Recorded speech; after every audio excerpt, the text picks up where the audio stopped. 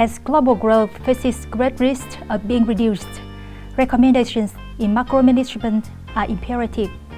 As an expert and co-manager of the Vietnam Initiative Group, Professor Andreas Hauskrecht from the Indiana University has made highly active contributions to supporting organizations in Vietnam, sharing experience on the U.S. financial management system, connecting leading organizations, researchers, and policy consultants of the world and the U.S. with those from Vietnam. Within the cooperation framework with UEB, Professor Andreas provided an analysis of the Vietnamese economy and the management policies in the new context, and made some suggestions for the VNU Journal of Economics and Business. Professor Andreas, in response to the current economic situations in Vietnam, are there any solutions to reduce inflation and stabilize the macroeconomy? I think that Vietnam must be careful not to be overcautious with inflation.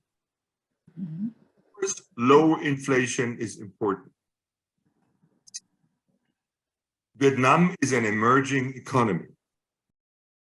In an emerging economy, the structure of the economy is changing rapidly. To have a little bit higher inflation helps actually to mitigate those structural changes.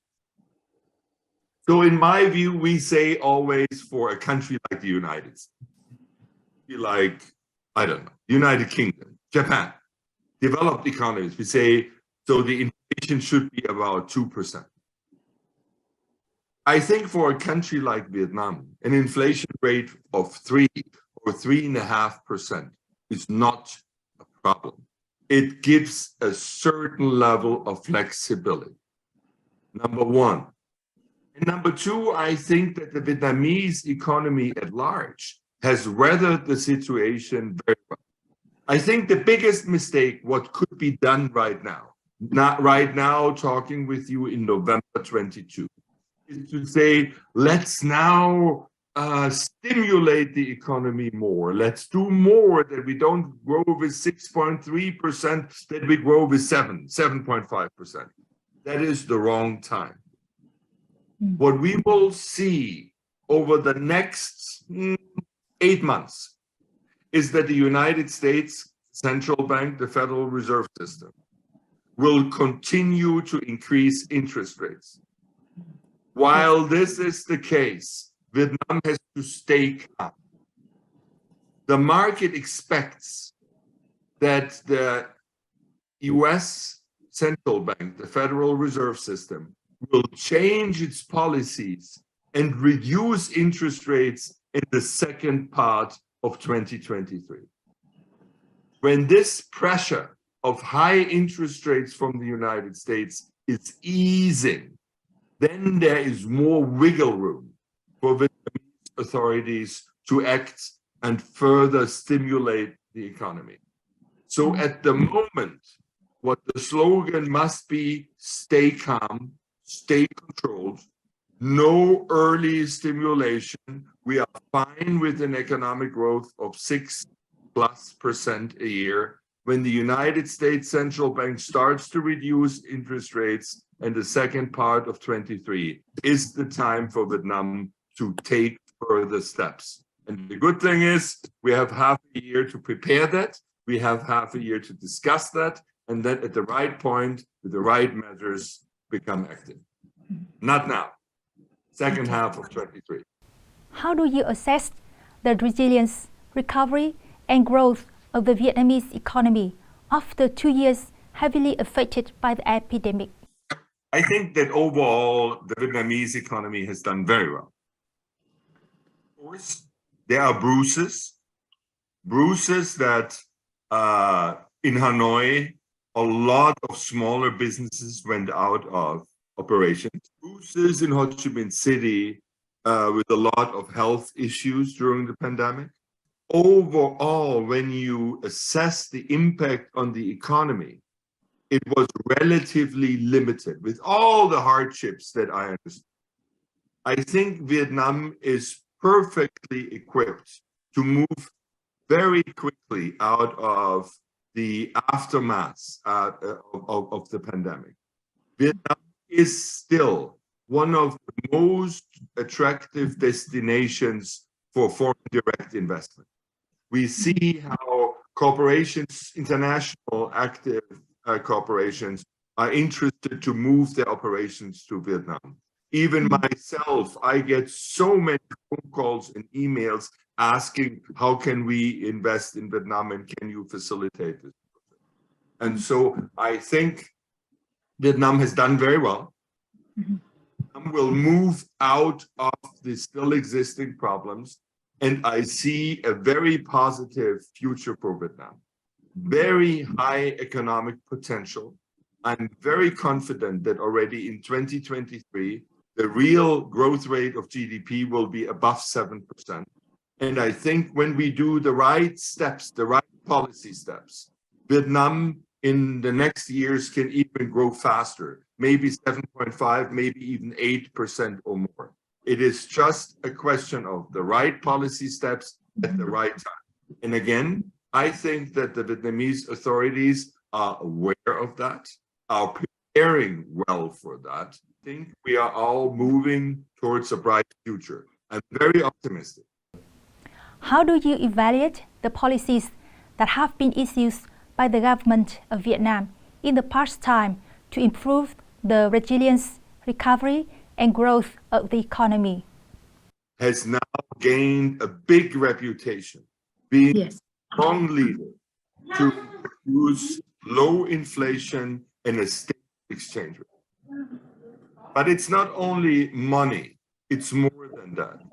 Fiscal policy in Vietnam is very, very carefully managed. While so many emerging economies face virulent budget deficits, the Vietnamese government was very, very careful in controlling the budget deficit.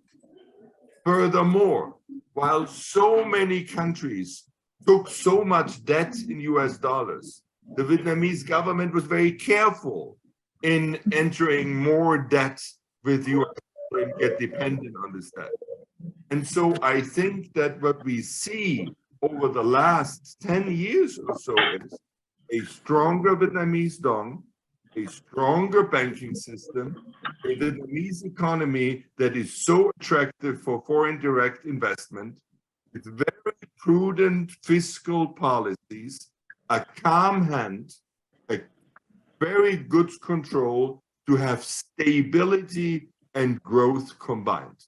And I think this is a very, very big success story. I would not even know out of my head which country in the world could tell us for the last 10 years a bigger success story than Vietnam when it comes to prudential economic policy.